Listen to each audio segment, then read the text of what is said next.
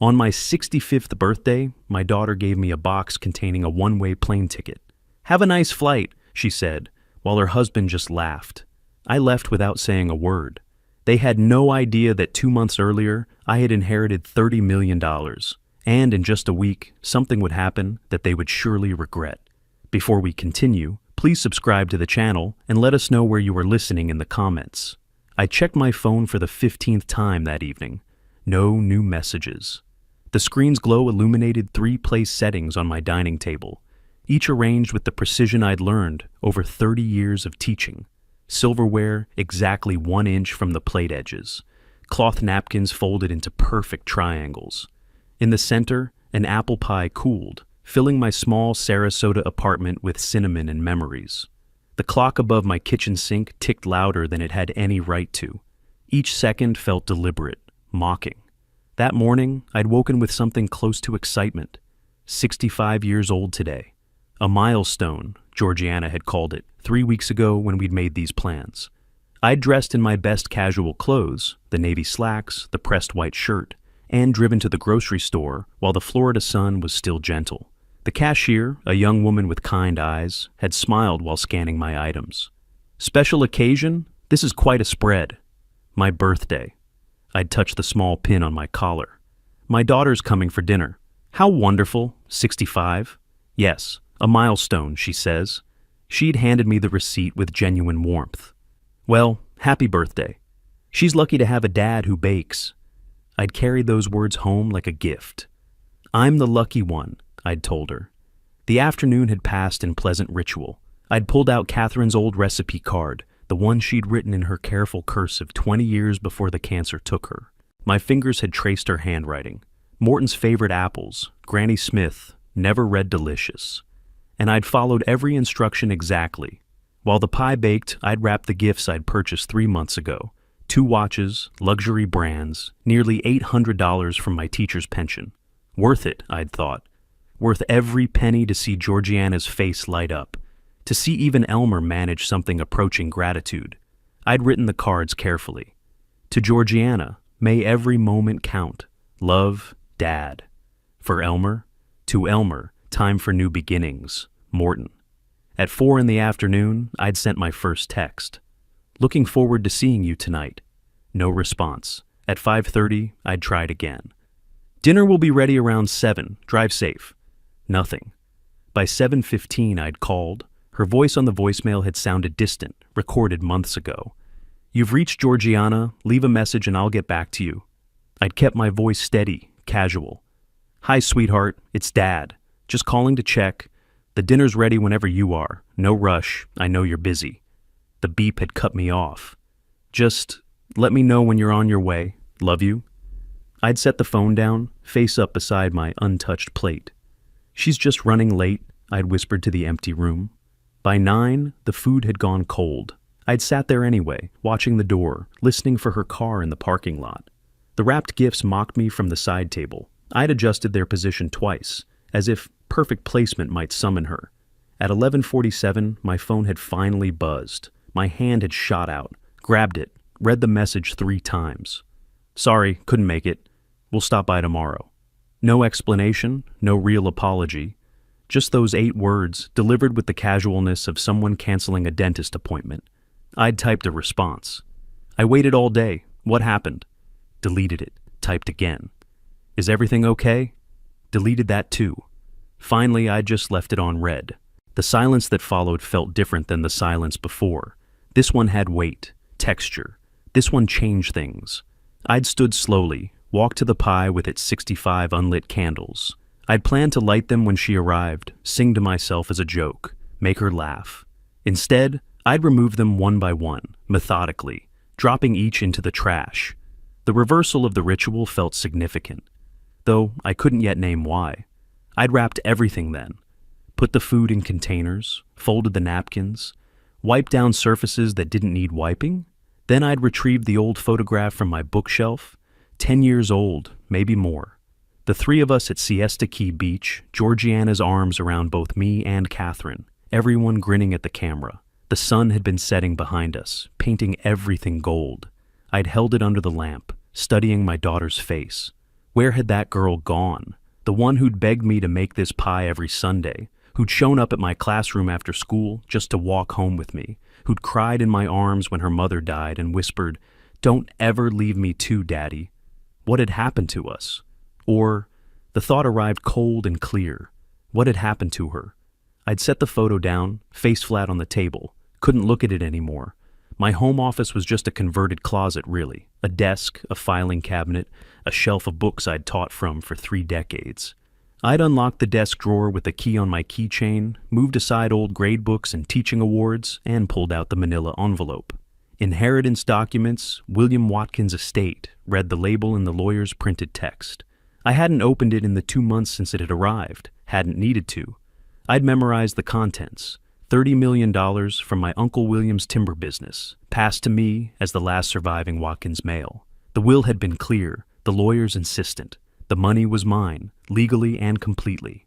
I'd been planning to tell Georgiana tomorrow, had practiced the words. "Sweetheart, we need to talk about something important.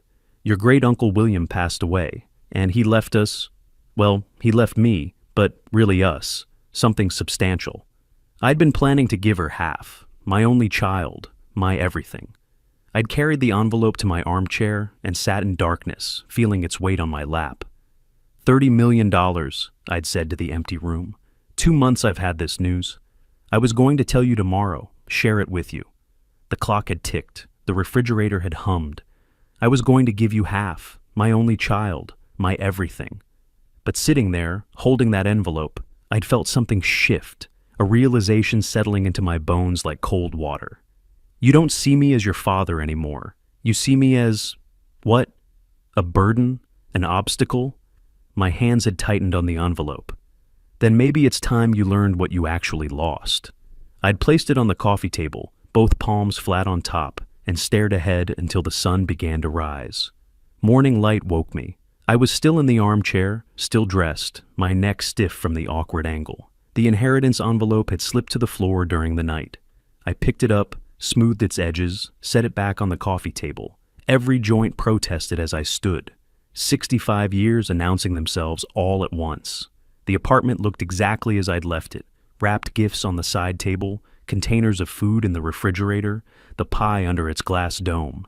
Evidence of yesterday's hope, now just debris. I walked to the bathroom, showered, changed into fresh clothes.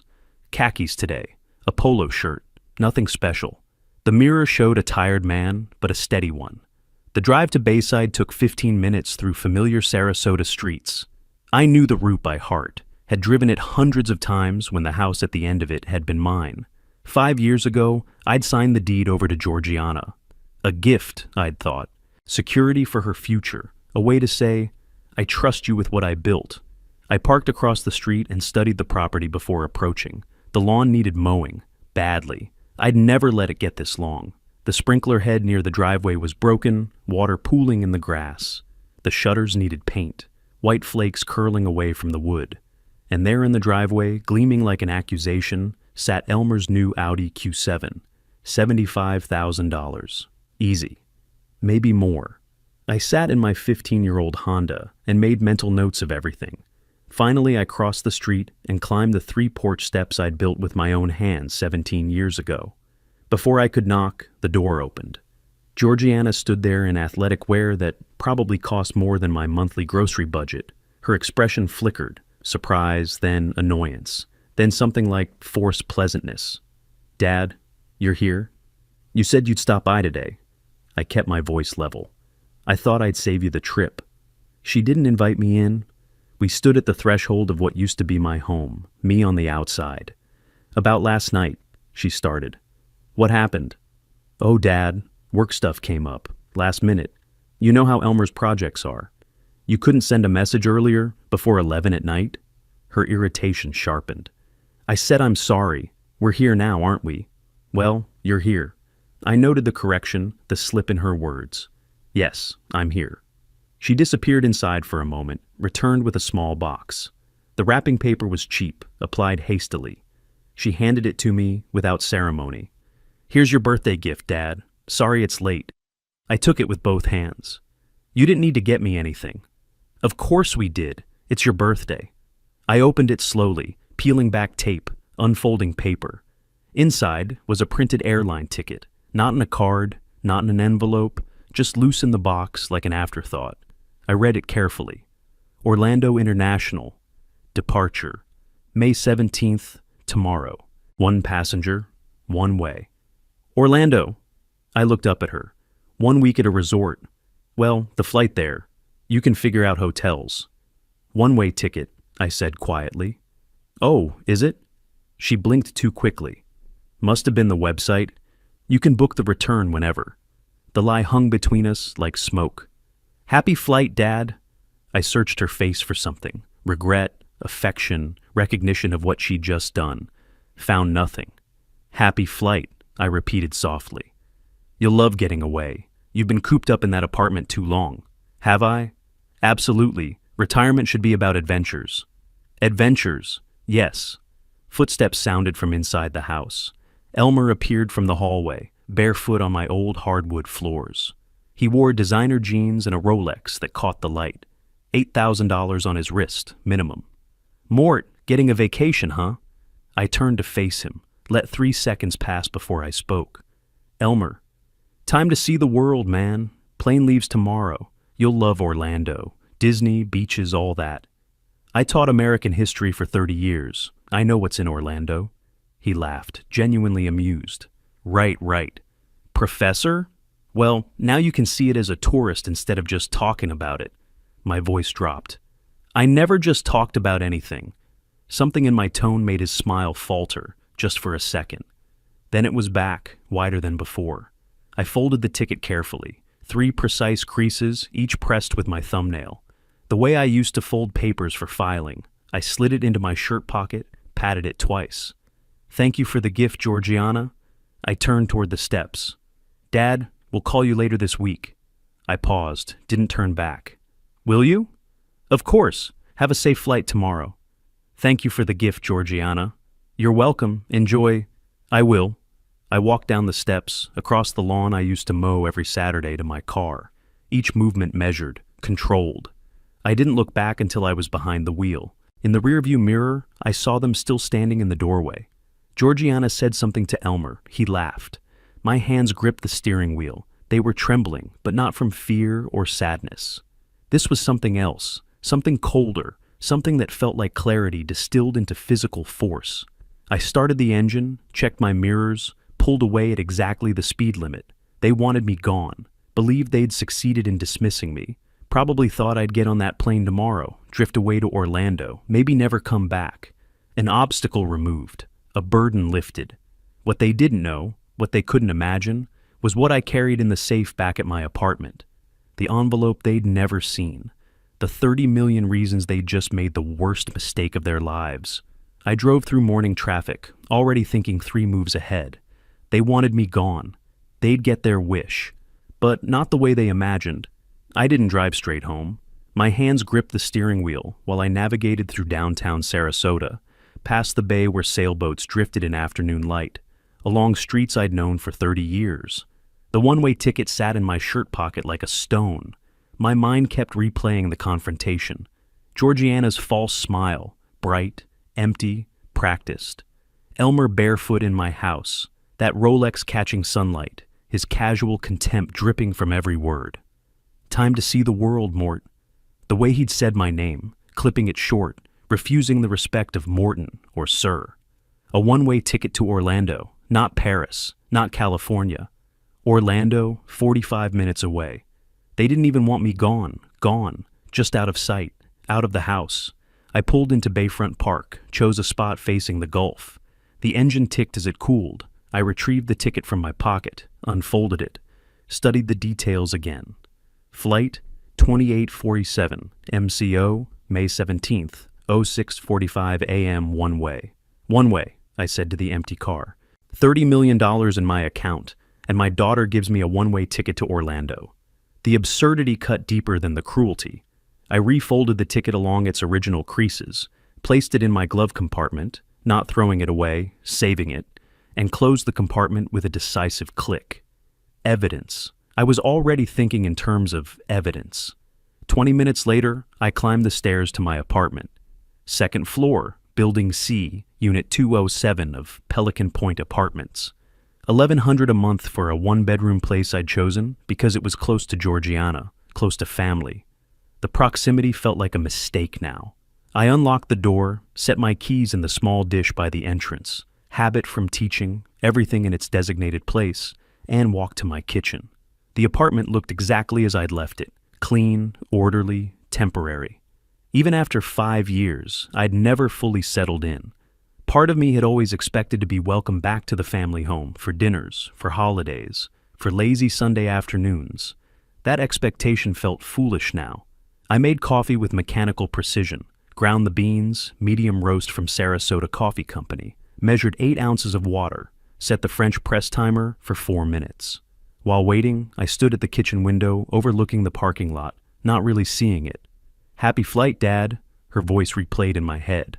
When the timer beeped, I poured coffee into my favorite mug, the one Georgiana had given me 15 years ago, "World's Best Dad," printed in fading letters, and carried it to my small office. The second bedroom held floor-to-ceiling bookshelves, American history texts, presidential biographies, my old lecture notes bound in 3-ring binders. In the closet, behind winter coats I'd kept, despite Florida's weather, sat my fireproof safe. I knelt, right knee cracking slightly. My fingers found the combination dial. Right to 07, left past 07 to 15, right to 42. Catherine's birthday. The mechanism clicked. I paused before opening it, hand on the handle, taking a deliberate breath. Inside, arranged neatly, Catherine's engagement ring in its velvet box, my father's pocket watch, my birth certificate, and beneath everything, protected and waiting, the manila envelope marked "Estate of William J. Watkins, Confidential." I lifted it with both hands and carried it to the kitchen table. The envelope seal had been broken 2 months ago when I'd first received it. I spread the contents carefully. Attorney's letter in the center, bank statements to the left, tax documents to the right, legal transfer papers below, creating a visual map of my new reality. I put on my reading glasses and began reviewing documents I'd already memorized. "Dear Mr. Watkins, it is my duty to inform you that you are the sole beneficiary of your Uncle William J. Watkins's estate." I set the letter down. Sole beneficiary, Uncle William, who I met twice in my life, once at my wedding, once at Dad's funeral. I picked up the bank statement from Fidelity. The number sat there, undeniable, $30,087,450.12. He leaves me $30 million, and I was planning to give half to Georgiana. My voice sounded strange in the quiet apartment. $15 million, for what? For her to buy a bigger house to kick me out of? A laugh escaped, short, bitter, humorless. I taught ethics for 3 decades, taught about fairness, about responsibility. And my own daughter? I stopped myself. This wasn't about what she'd become. This was about what I was going to do about it. I pulled out a yellow legal pad, the same kind I'd used for lecture planning for 30 years, and wrote "Project" at the top. No other name, just that single word. Below it, I began numbering points. "Point 1, I said quietly, pen moving across paper. "Their debts. How much? To whom?" I wrote it, then added subpoints: credit cards, car loans, mortgage status, why they need money urgently. Point 2, the house. What are my legal rights? I'd given them the property, yes, but I'd kept something called a life estate. What did that mean legally? Could they force me out? Could they sell without my consent? More notes, more questions. Point 3, timeline. When did they decide to get rid of me? Before my birthday? Months ago? The ticket hadn't been a spontaneous insult. It had been purchased in advance, wrapped, presented with deliberate cruelty. My handwriting remained steady, controlled. The same script I'd used on chalkboards for 3 decades. I underlined everything twice under point 1. Below the numbered list, I added one final note. They planned this. Find out when. The pen tapped twice on the paper. Period at the end of my decision. I sat back, studying the legal pad, the documents, the evidence of wealth they didn't know existed. The hurt from yesterday was still there, but it had transformed into something colder, sharper, more useful. They wanted me gone. They'd get their wish. But first, they'd learn exactly what that cost them. The next 2 weeks, I became a detective. My kitchen table transformed into a command center, printouts from legal websites, notes about private investigation agencies, lists of questions in my careful handwriting. I'd called 6 different firms, asking detailed questions about capabilities, legality, confidentiality. 5 were eliminated, unprofessional or too expensive, or something in their voices that suggested corner cutting. The 6th was Pinkerton, licensed, thorough, discreet. I scheduled an appointment for the following Tuesday. During those days, Georgiana texted twice. The first arrived on May 18th. "Did you use the flight?" I didn't respond. The second came 4 days later. "Dad, are you okay? Call me." Again, silence. Let them wonder. Let them worry. On May 21st, I drove to Tampa. The Pinkerton office occupied a professional building near the courthouse. Glass door, reception area with leather chairs, framed licenses on the wall, proving legitimacy. Marcus Webb emerged from a back office right on time, mid-40s, fit, wearing business casual clothing that suggested competence without flash. His handshake was firm, professional. We sat in a small conference room. I slid a typed sheet across the table, Georgiana's full legal name, birth date, social security number. Same information for Elmer. Their address, my former address, employment details, phone numbers. Webb reviewed the list without judgment. "This is very thorough," he said. "You've done your homework." I was a history professor. Research is second nature. "What exactly are you hoping to find, Mr. Watkins?" I met his eyes directly. "The truth. I suspect my daughter and son-in-law are in significant debt. I suspect they have plans involving property I own. I need facts. And if the facts confirm your suspicions, then I'll know what I'm dealing with." Webb nodded slowly. "This is about protecting yourself legally?" I paused, choosing words carefully. "This is about understanding the full situation before I make decisions. Informed decisions." He explained what he could legally investigate: credit reports with proper authorization, public records, social media analysis, observational surveillance in public spaces. What he couldn't do: hack accounts, trespass, wiretap phones. I understood perfectly. Can you determine their conversations in public places, bars, restaurants? If they discuss private matters in public spaces, yes, it's legal. Do it. He quoted the price: $5,000 retainer, $3,000 on completion, 10 to 14 days for comprehensive results. I pulled out my checkbook, not my regular account, but the new one opened specifically for inheritance funds. The checks were pristine, barely used. I wrote carefully: $5,000, signed Morton R. Watkins. The sound of the check tearing along its perforation felt decisive. Webb receipted it immediately. We shook hands again. 2 weeks, he confirmed. I left without looking back. The waiting period passed in carefully maintained routines: grocery shopping on Tuesdays, library visits on Thursdays, daily walks through my neighborhood. But underneath the normalcy, everything had changed. At Publix, I stood behind an elderly woman at checkout. She counted change from a cloth purse, hands trembling slightly. The total was $38.21. She had $29.74. The cashier, young, impatient, sighed audibly. The woman started removing items: bread, milk, eggs. I watched this and saw a possible future if I'd been truly poor, truly dependent on my daughter's charity. I stepped forward, handed the cashier my credit card. "I'll cover the difference." The woman protested weakly. I cut her off gently. "Please, it's done." Outside in my car, I sat for 5 minutes processing what I'd witnessed: the casual cruelty of impatience, the dignity required to accept help, the thin line between independence and desperation.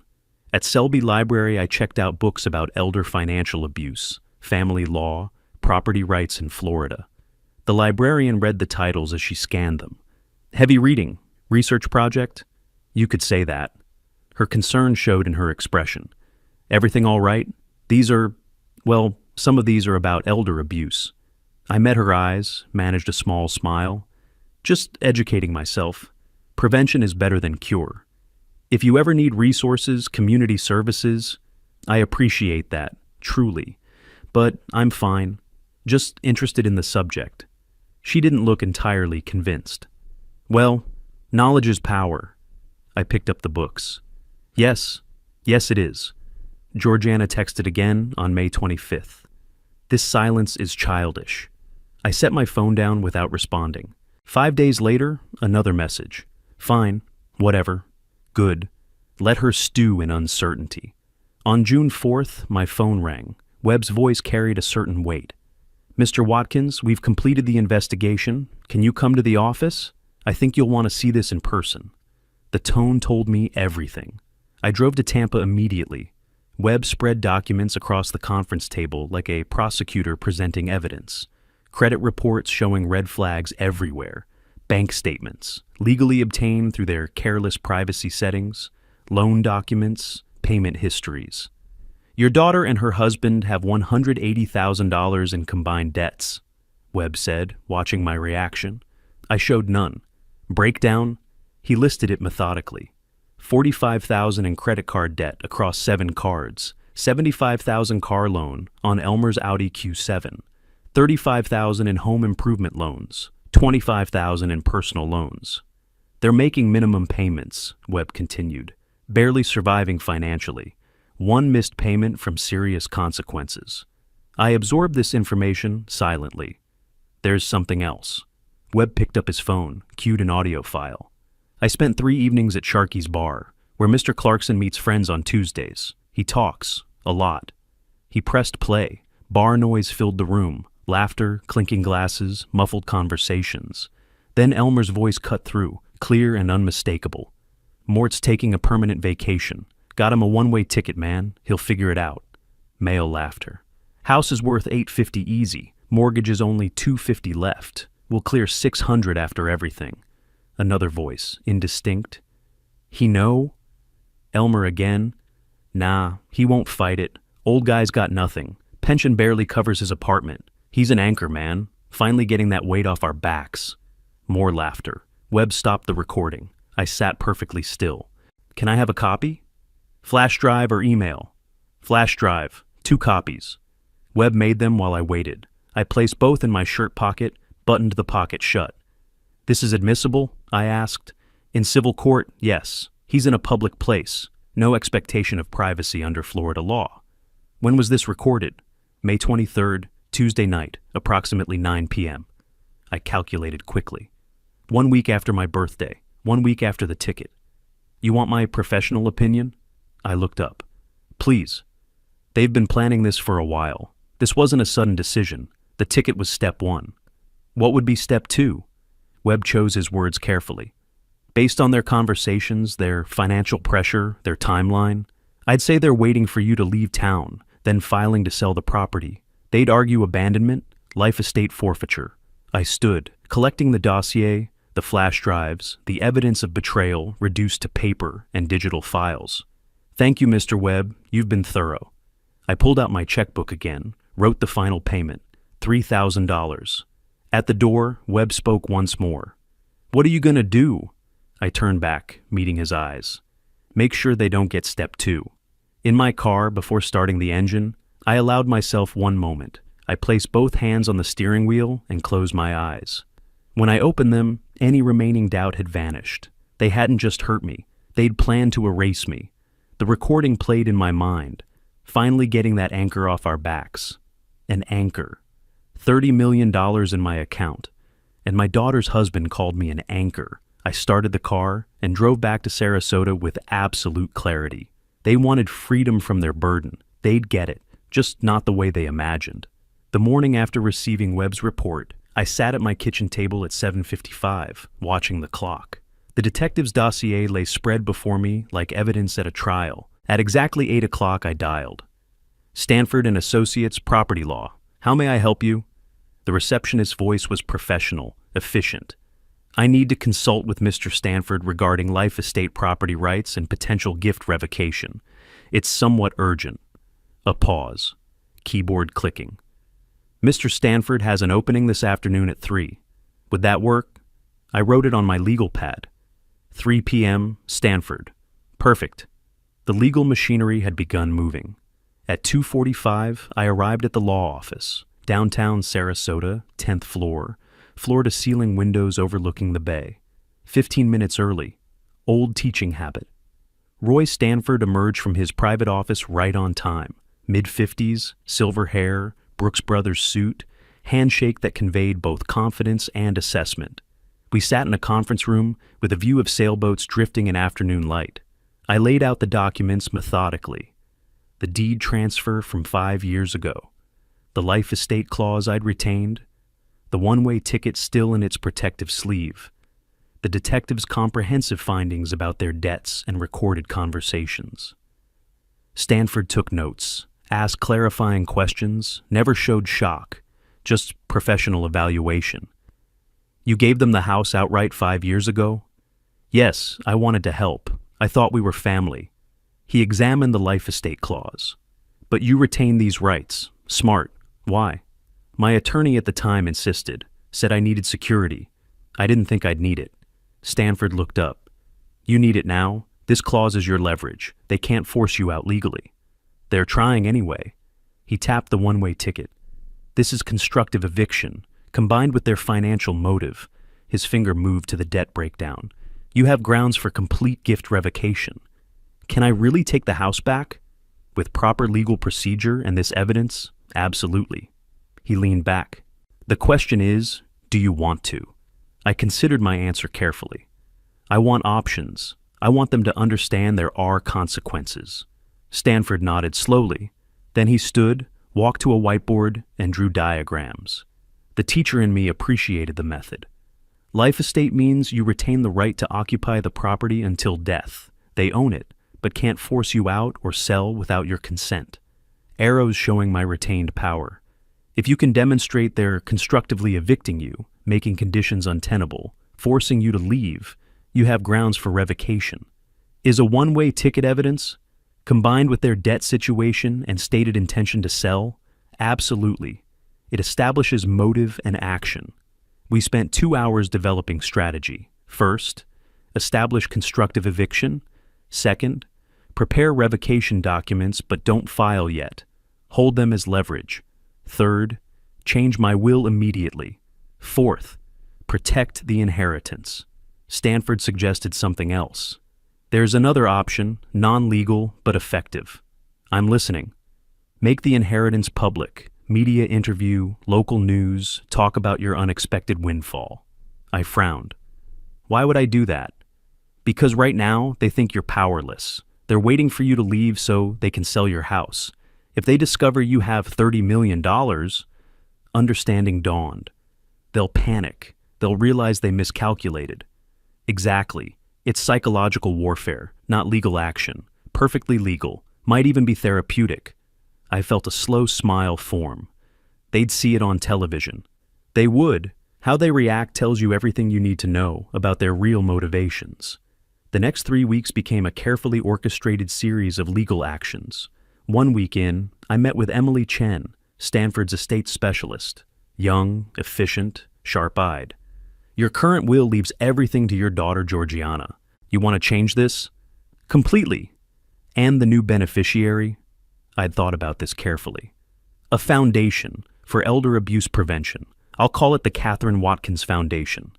Emily's pen paused. Your late wife's name? Yes. She'd have wanted something good to come from this. The amount involved is substantial. Have you considered partial inheritance for your daughter? I met her eyes. She made her choice when she gave me that ticket. I'm making mine now. Understood. I'll draft the documents. This will require 2 witnesses and notarization. Whatever it takes, I want it ironclad. I signed page after page. My hand didn't shake. Each signature was deliberate, firm, final. Blue ink, Stanford's instruction, shows original, not copy. The notary, Margaret Russo, watched me sign the most critical documents, then applied her seal with satisfying precision. The embossed impression looked official, permanent. These are legally binding, Mr. Watkins. Store them safely. I will. At SunTrust Bank, with Stanford's associate as witness, I opened new accounts and transferred the entire inheritance. $30,087,450.12. The bank manager offered premium services, wealth management, investment portfolios. Just a secure checking account and a high-yield savings account. Simple. With this amount, you could... I interrupted gently. I don't need complicated. I need protected. This money serves a specific purpose. May I ask what purpose? Justice. And eventually, helping people who have been where I am. A pause. Some understanding passed between us. I'll ensure maximum security protocols on this account. Thank you. One more thing. I want all statements sent to my attorney's office, not my home. Done. During the second week, my phone rang. Georgiana's name on the screen. I considered not answering, but curiosity won. Hello? Her voice carried irritation. Dad, when are you going to use that ticket? It's been sitting there for weeks. I sat at my kitchen table, surrounded by legal documents I was signing. I've been busy. Busy with what? You're retired. With my affairs, getting things in order. Whatever, the ticket expires in 2 months. Use it or lose it. I'll keep that in mind. I ended the call and returned to signing revocation papers. Her voice already felt distant, disconnected from my new reality. On June 21st, I returned to Stanford's office for final review. He spread documents across the conference table like a general displaying battle plans. Revocation papers drafted, notarized, ready to file. New will executed and sealed. Bank transfer confirmations. Evidence compilation organized and indexed. Correspondence log documenting every interaction with Georgiana. Stanford placed his hand on the stack. This represents complete legal protection and multiple strategic options. I examined each document one final time, then nodded. He slid everything into a premium leather portfolio. I accepted it, felt its weight, not just paper, but power, options, justice waiting to be deployed. What's the process if I decide to execute the revocation? File these papers with the county clerk. They'll be served with notice. 30-day response period, then a hearing if they contest. They'll contest, almost certainly, which is why the evidence matters. Their debts, the ticket, the recorded conversations. It builds an overwhelming case. Timeline? From filing to final ruling? 3 to 4 months, maybe longer if they fight hard. And the will change is immediate. The moment you signed it. If something happens to you tomorrow, everything goes to the foundation. I stood, adjusting my jacket. Good. Thank you, Roy. You've given me what I needed. He also stood, shaking my hand. Which is? The ability to respond appropriately. They thought I was powerless. I picked up the leather portfolio. Now I'm not. With the legal foundation secure, I moved to the next phase. Stanford had called it psychological warfare. I called it information distribution. I sat at my laptop, researching local media contacts. WFLA Tampa Bay's Ordinary People Extraordinary Stories segment caught my attention. Perfect for my purposes. I typed carefully, Dear WFLA Programming, I'm a 67-year-old retired history professor with a story I believe would resonate with your viewers. After living modestly on a teacher's pension for years, I recently inherited $30 million from a distant relative I barely knew. This unexpected change has given me perspective I'd like to share with other seniors about hope and possibility at any age. I have complete documentation and would be honored to participate in your segment. I attached a professional photo of myself. Clicked send. At 2:47 that afternoon, my phone rang. Henrietta Morgan, producer. Interested. Could we meet tomorrow? We met at Perk Coffee Bar. She arrived exactly on time. Mid-40s, professional warmth, tablet in hand. I paid for our coffee, then told my story. 3 decades teaching young people, living carefully on pension. Uncle William in Boston, saw him twice in my life. The attorney's call in March, the overwhelming amount, the disbelief. Walk me through the moment you found out. Where were you? In my car. The attorney called, asked me to come to his office in Tampa. Wouldn't say why. You drove not knowing? I assumed it was about settling Uncle William's affairs, maybe a keepsake, some photos. And when he told you? I paused, let genuine emotion surface. He slid the bank statement across his desk. I looked at the number, then at him, then back at the number. I said, "This can't be right." What did he say? "It's very right, Mr. Watkins. Congratulations." But I didn't feel congratulated. I felt terrified. She leaned forward. Terrified? That's an interesting word. $30 million changes everything. Responsibilities, relationships, risks. It's not just money, it's weight. She took notes, nodding. What do you hope viewers take away from your story? That life can surprise you. At 67, I thought my story was written. Teacher, retired, living simply. Then this. And now? Now I have the chance to help others. Create opportunities that didn't exist before. You mentioned a foundation? Yes, education-focused. Helping people who face obstacles, who need support. Can we talk about your family in the interview? Children? I pause carefully. I have a daughter, but I'd prefer to keep the focus on the broader message: hope, possibility, giving back. Of course, whatever you're comfortable with. Thank you. This story isn't about my personal life. It's about inspiring others. We scheduled filming for June 5th, 1 week away. That evening, I pulled up my existing conference registration, American Historical Association, Pacific Northwest Regional Conference, June 10th through 13th, Vancouver. I'd registered in January, back when life was different. Now it served a different purpose. I booked my flight. Alaska Airlines, direct Sarasota, Vancouver, June 10th morning, departure. Reserved hotel room at the Fairmont, Vancouver. Printed my itinerary. The conference was real, the trip legitimate, the timing perfect. Interview airs, June 11th evening, Florida time, 6 p.m. Eastern, 3 p.m. Pacific. I'd be settled in my hotel, able to watch online, completely unreachable except through phone, which I could control. June 5th arrived. The WFLA crew came to my apartment. Henrietta, camera operator named Travis, sound technician named Lisa. They spent 20 minutes setting up, lights, microphone, camera angles. Henrietta positioned me in my armchair, family photos visible in background. I'd arranged them yesterday intentionally. Morton, you taught American history for 3 decades. Did those years prepare you for this? In unexpected ways. I taught about people who faced impossible situations. Depression, wars, social upheaval. They adapted. They found purpose. And you're finding your purpose now? I'm trying. At my age, you realize time is precious. This inheritance isn't just money, it's opportunity to make a difference. What would you say to other seniors watching this, maybe struggling financially? I looked directly at the camera.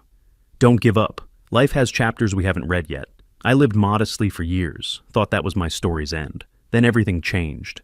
Your change might not be an inheritance, but there's always possibility. That's a powerful message. It's the truth. I taught history. I know that people are resilient, surprising, capable of transformation at any age. I showed my documents, bank statements with account numbers professionally redacted, inheritance paperwork with notary seal visible, all legitimate, privacy protected, carefully controlled. The filming took 90 minutes. When finished, Henrietta smiled. This will air next Tuesday evening, June 11th. We'll send you a link. I'll be traveling, but I'll watch online. The next 5 days passed in careful preparation. I packed for Vancouver, actually planned to attend some conference sessions, maintaining normalcy, but I also set my phone notifications, bookmarked WFLA's live stream, downloaded their app, tested everything. June 10th, early morning. I drove to Sarasota Bradenton Airport, checked my suitcase, passed through security. At the gate, I texted Stanford. Traveling as discussed, interview airs tomorrow evening, we'll monitor remotely. His response came quickly. Understood, standing by. If they contact you, I won't answer immediately. Let them process. Let them panic. Psychologically sound.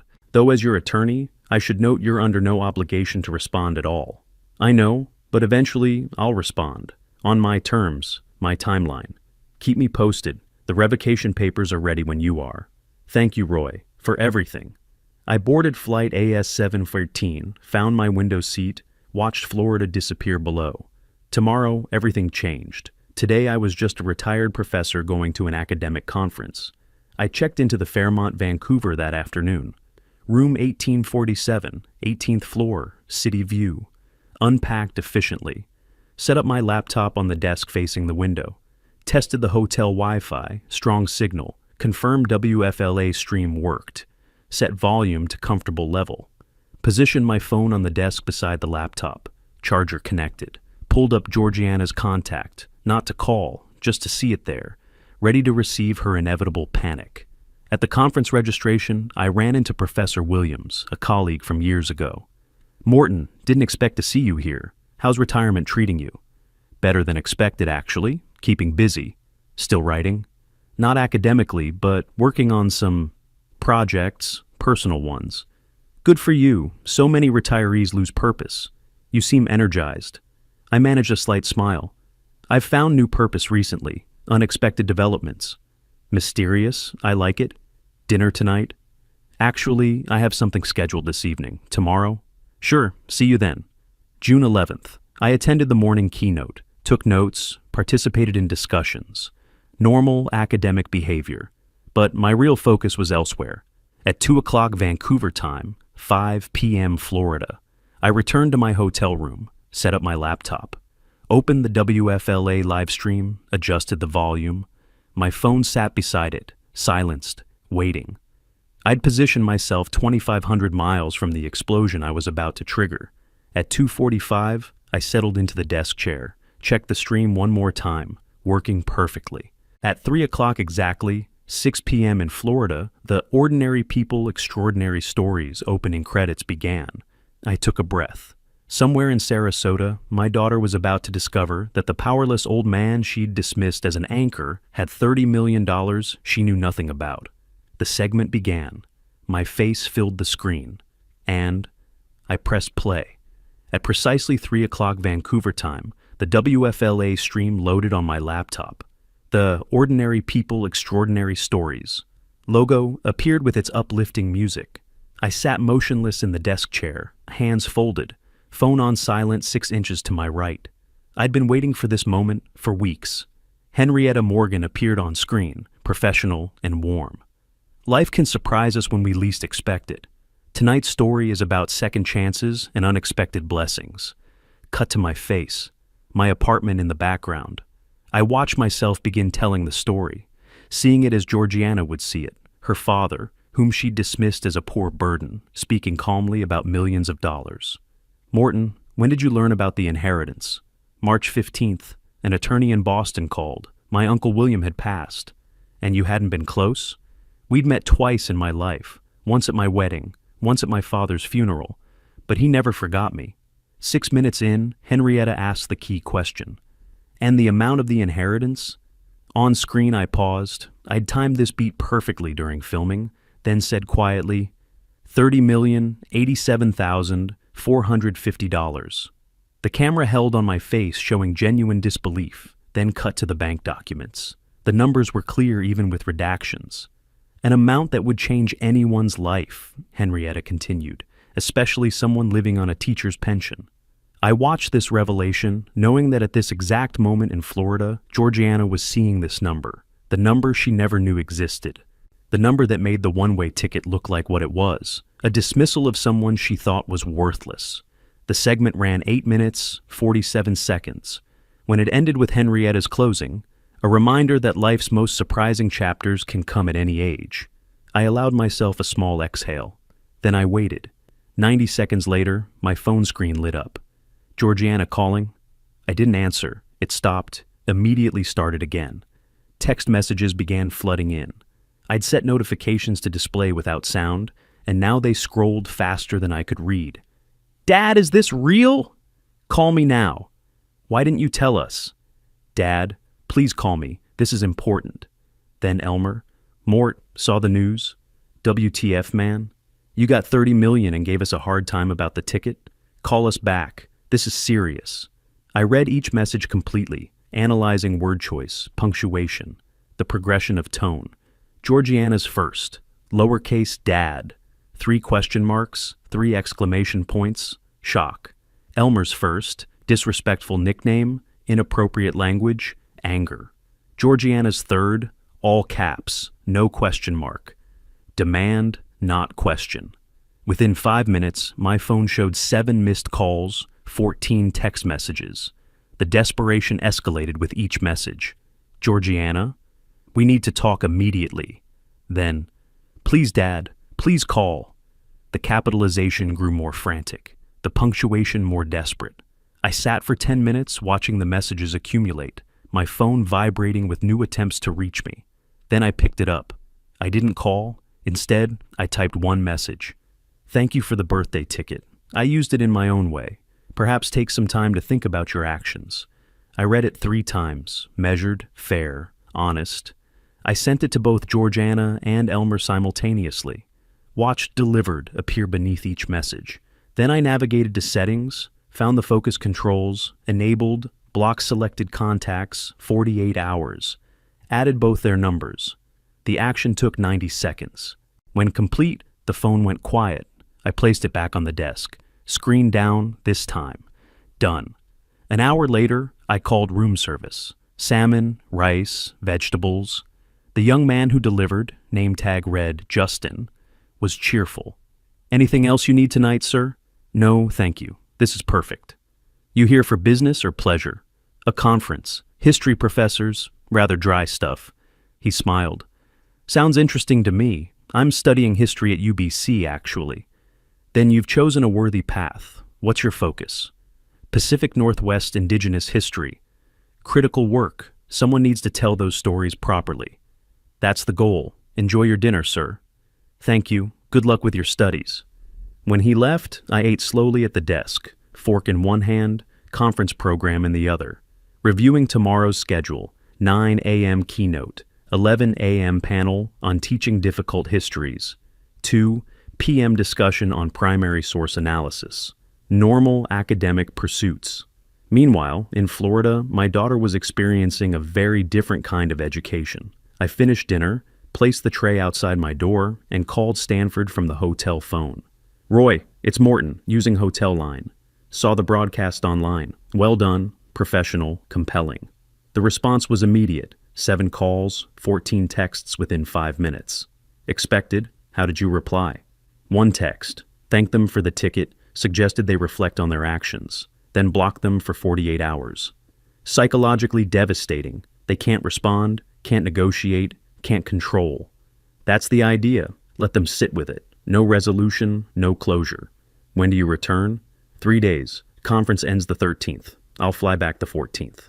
I'll be ready. They'll likely have tried to reach me too. Don't respond yet. Let them scramble.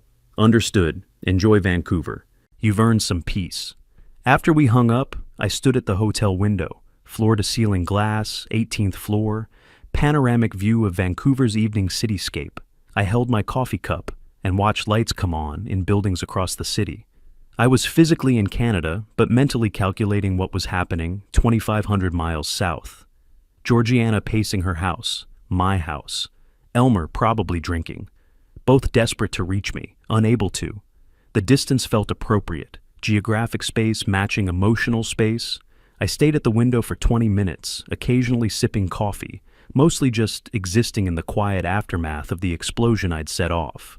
My reflection in the glass showed a man at peace with his choices.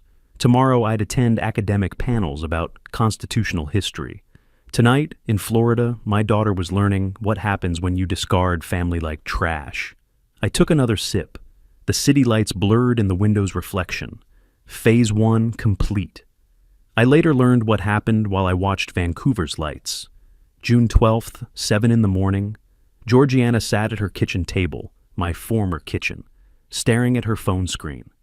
Message not delivered. She'd tried 15 times overnight. Blocked, blocked, blocked.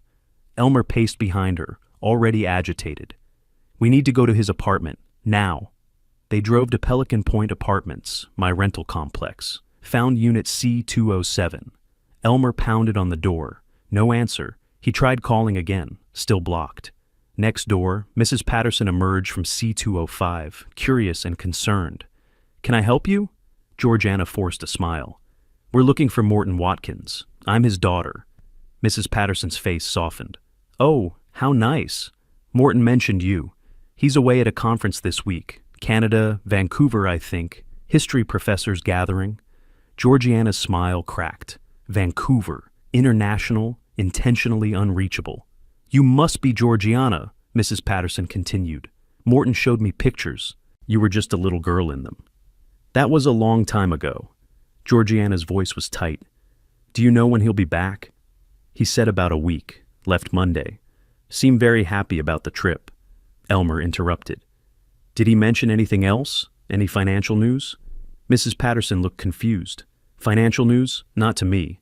We mostly talk about books. He's such a thoughtful man. That word, thoughtful, made Georgiana flinch. Thank you for your help. As they left, Mrs. Patterson called after them. Should I tell him you came by? Georgiana paused. No, that's okay. We'll call him. Back at the house, desperate, they searched online. Inheritance law attorney, Sarasota. Jeffrey Brennan, emergency consultation available. $400. That afternoon, they sat in his modest downtown office. My father inherited $30 million 2 months ago, Georgiana explained in a rush. He just told us via television. We're his only family. What are our rights? Brennan's expression didn't change. He'd heard stranger stories. Are you a beneficiary on his bank accounts? I don't know. In his will? Maybe. I used to be, years ago. Used to be doesn't help. Current will is what matters. He explained Florida law methodically. Inheritance is separate property. Adult children have no automatic claim. Florida law is clear on this. Adult children have no claim to parental assets during the parent's lifetime. But I'm his only child, his only family. Emotional relationship doesn't create legal obligation. If you were a minor dependent, different story. But you're 38, married, employed. Elmer leaned forward. So he can just keep everything, not share anything? It's his money to do with as he pleases. He could give it all to charity, spend it on cars, legally, his choice. What if he dies? Georgiana asked quietly. Then we inherit? Only if you're in his will, and wills can be changed any time. Understanding dawned on Georgiana's face. I don't know if I'm currently a beneficiary. Then you have no guarantees. I'm sorry. That'll be $400. Driving home, Georgiana had a realization. The house. We still have the house. He gave it to us 5 years ago. It's in our names. Elmer suddenly energized. The house is worth $850K. We sell it, clear our debts, we're fine. They rushed home, tore through their file cabinet, found the deed in a folder marked House Papers. Georgiana called Sarah Chen, the real estate attorney they had contacted months ago. Sarah, we're ready to list the property. How quickly can we sell? Market's good. Comparable homes selling in 30 to 45 days. But first, I need to review the deed. Any encumbrances I should know about? Georgiana hesitated. My father, when he transferred the house, he kept something. Life estate? Sharp intake of breath from Chen. You have a life estate holder? Is he still living? Yes. Then you cannot sell without his written consent. The life estate supersedes your ownership for purposes of sale. But it's in our names. We own it. You own it subject to his life estate. Think of it as you own a locked box, but he has the only key. Can we buy out his life estate? Only if he agrees to sell it. And given market rates, a life estate on an $850K property for a 67-year-old man, probably valued at $300,000 minimum. Can you afford that? Georgiana thought of their debt. No. Then you need his cooperation. Without it, that house can't be sold until he's gone. And he's not talking to us. Then you have a problem. I'm sorry. The call ended. Georgiana and Elmer sat in the living room. My living room, my furniture, my life estate. Surrounded by evidence of their failure. They couldn't access the inheritance. Couldn't sell the house. Couldn't even reach me. $180,000 in debt. Creditors calling. Bills due. The trap had closed completely. That evening, Elmer retreated to the garage. Georgiana could hear him throwing things. She sat at the computer in my old study. They'd painted over my careful organization, turned it into their office, opened email, typed my address. Subject line, I'm sorry, Dad. She wrote through tears, admitted the ticket was cruel, admitted they wanted me gone, admitted the debt, all of it, itemized, admitted they'd planned to sell the house after I left. I don't expect you to forgive me, she typed. I don't deserve it, but please, if you ever love me, please come home. Please let us talk. I'm so sorry. She read it 3 times, cried harder each time, then clicked send. The sent confirmation appeared. Now she could only wait, knowing I'd blocked her, not knowing if email was blocked too. In the garage, Elmer opened another drink.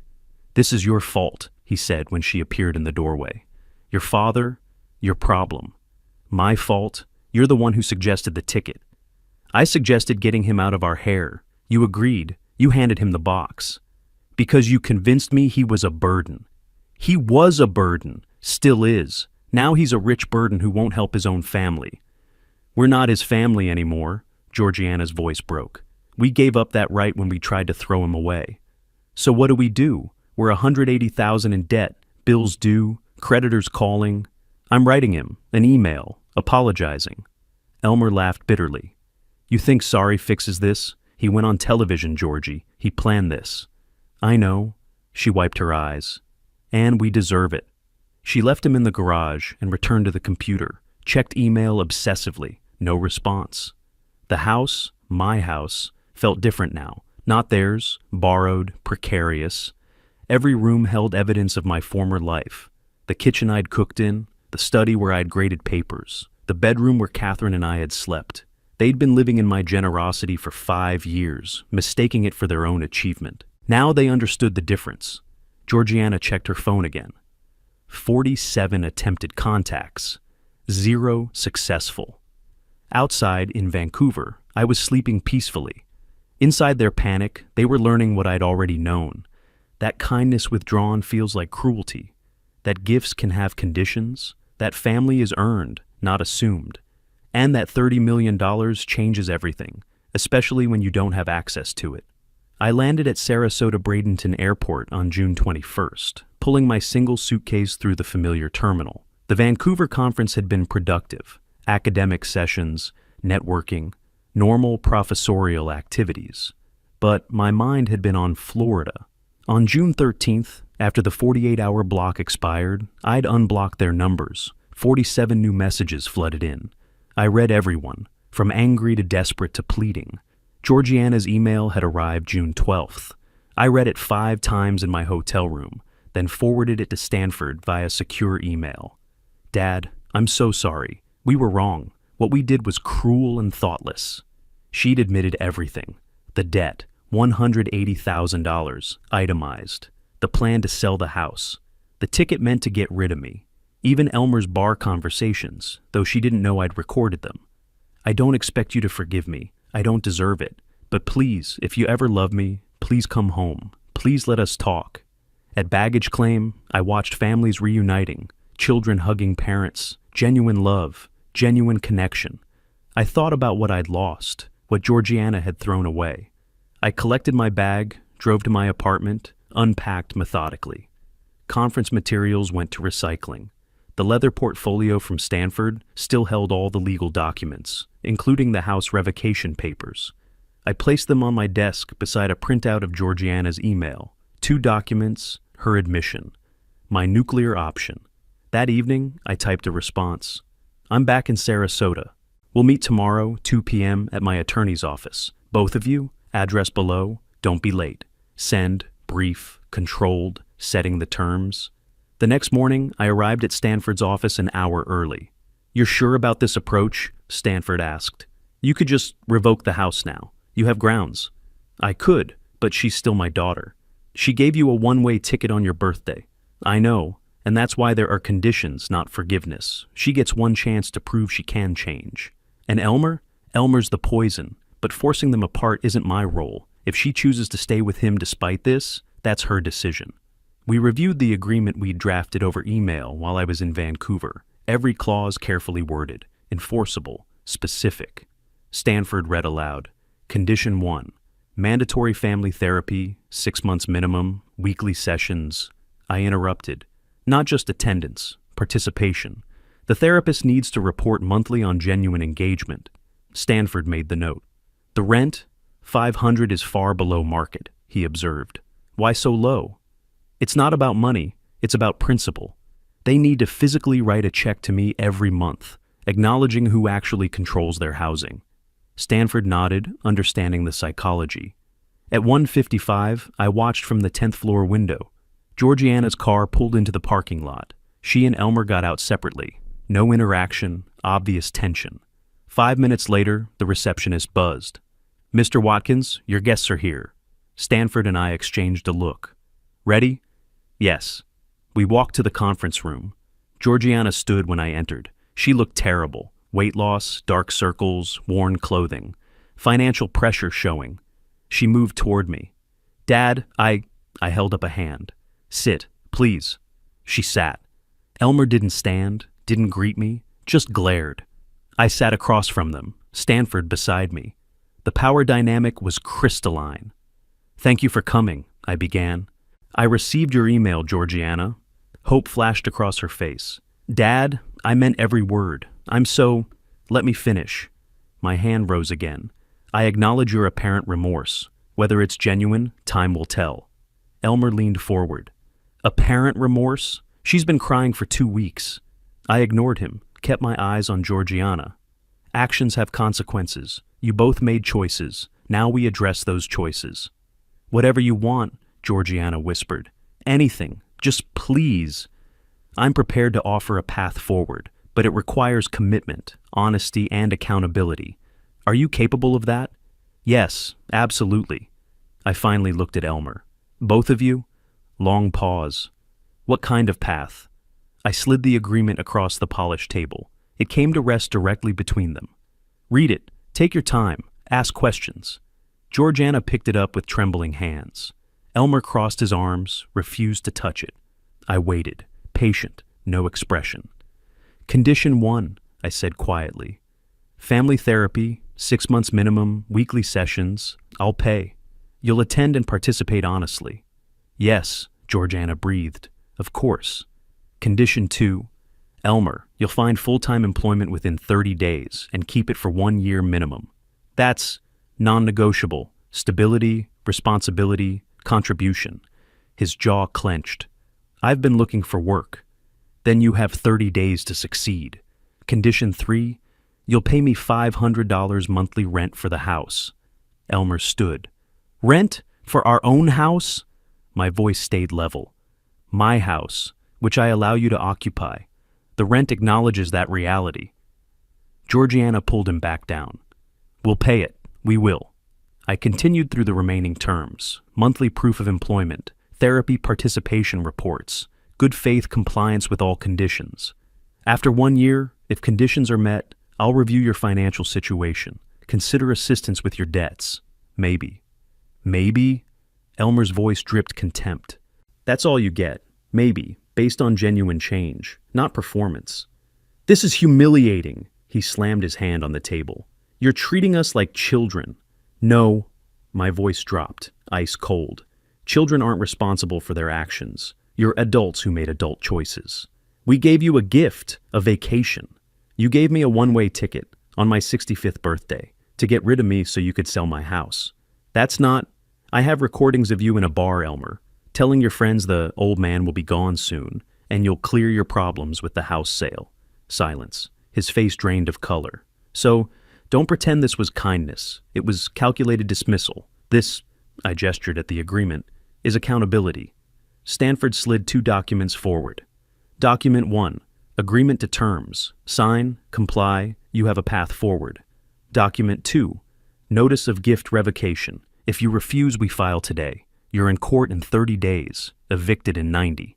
Georgiana reached immediately. Elmer grabbed her wrist. "Don't sign anything yet." They argued in harsh whispers, her desperate, him angry. Finally, she pulled free and signed. 3 pages, Georgiana Watkins Clarkson in shaking script. Elmer stared at her signature, at my expressionless face, at Stanford's professional patience. He signed, "Elmer J. Clarkson," aggressive strokes that nearly tore the paper. Stanford witnessed, dated, made copies. I stood, buttoned my jacket, picked up my copy, tucked it under my arm. "Therapy information will be emailed tonight. First session is June 29th, 10 a.m. Don't be late." I looked at Elmer. "Employment applications start Monday. You have 30 days. At the door, I paused. "This is your chance. Don't waste it." I walked out, Stanford following. Behind us, Georgiana's quiet crying, Elmer's angry breathing. We left the door open, let them sit with their choices. 2 months later, late August, I sat reviewing monthly reports at my kitchen table. Dr. Rebecca Soames's therapy summary for July. Attendance, 4 sessions. Georgiana demonstrates genuine engagement, exploring family dynamics and personal accountability. Elmer attends, but participates minimally, often deflecting. Employment verification from Coastal Logistics. Elmer Clarkson, warehouse manager, Hired June 28th, current status, active. Bank records, 2 deposits. July 15th, $500. August 15th, $500. Both labeled Rent G. Watkins Clarkson. Surface compliance. But something felt wrong, too smooth, too cooperative after such resistance. I called Stanford. Run a background check, quietly. I want to know if they're consulting other attorneys. 2 days later, he called back. Elmer met with Bradley Collins, a state litigation specialist, 3 times in the past month. I absorbed this silently. Topic: challenging your will. He's asking about undue influence claims, diminished capacity based on your age. The irony wasn't lost on me, arguing I was too old and vulnerable while simultaneously complying with conditions I'd imposed. Collins told him it's weak, unlikely to succeed. But the consultations happened, while Elmer was attending your therapy, working his job, paying rent. Surface compliance while planning to override my decisions. Exactly. What do you want to do? File revocation, full evidence, today. The hearing came quickly.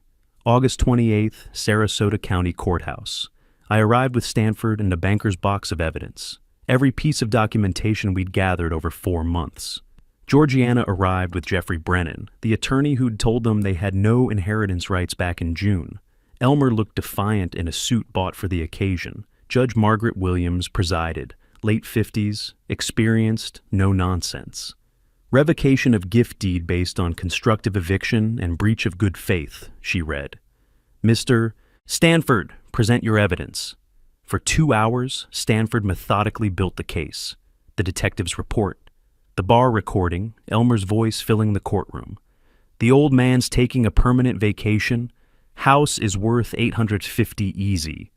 The one-way ticket in its plastic sleeve. Georgiana's admission email. The recent consultations with Collins. Each piece adding weight. Brennan called Georgiana to testify. Do you love your father? She cried. Yes, I do. I made terrible mistakes, but I love him. Stanford's cross-examination was surgical. Mrs. Clarkson, when did you learn your husband was consulting an estate attorney? She froze. What? Answer the question.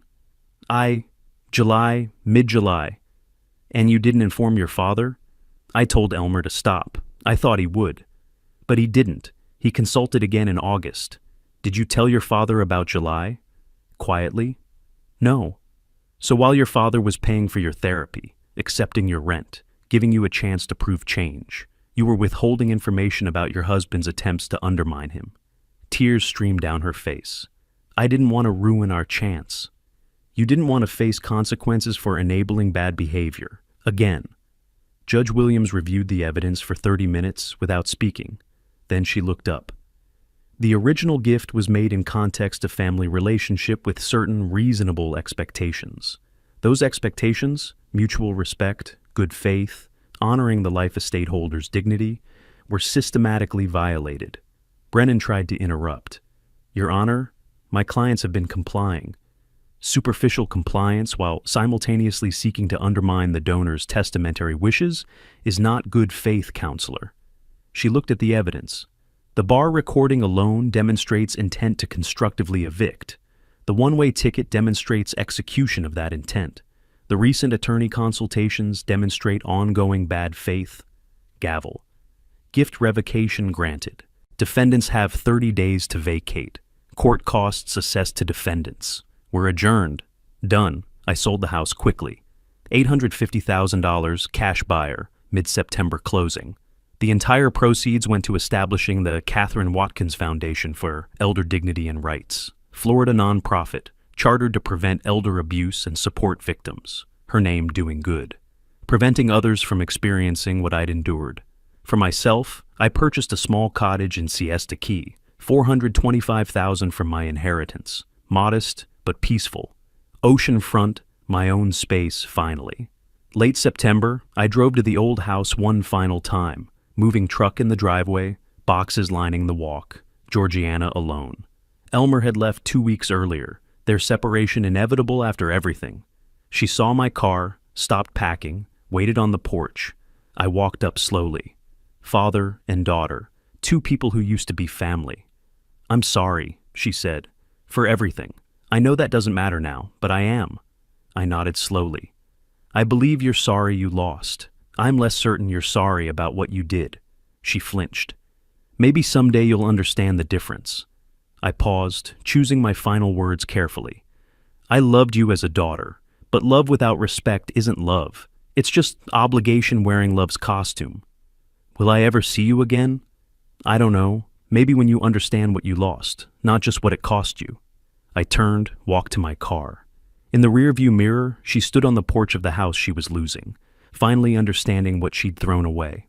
I drove to my new cottage, oceanfront, peaceful, alone. The foundation documents sat on my table, Catherine's legacy, my purpose. $30 million hadn't bought me family, but it had bought me justice, dignity, and the power to help others. I'd taught accountability for 30 years. Now I'd lived it. The sun set over the Gulf of Mexico, painting everything gold. I poured coffee, stood at my window, watched the waves, at peace.